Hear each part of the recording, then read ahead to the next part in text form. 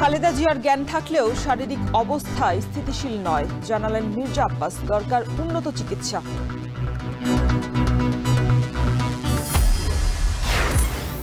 সংসদ নির্বাচন ও গণভোটের তফসিল ডিসেম্বরের দ্বিতীয় সপ্তাহে। কমিশনের পরবর্তী সভায় চূড়ান্ত হবে দিনক্ষণ।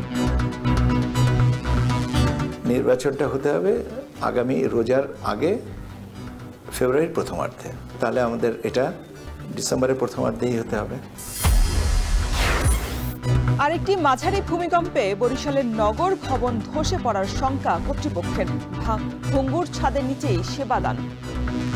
একের পর এক ভূমিকম্পের কারণে আমাদের অনেকেই একটু আতঙ্ক কাজ করেছে। বিমে অনেক ফাটল দেখা দিয়েছে, আমরা অনেক ঝুঁকির মধ্যে কাজ করতেছি।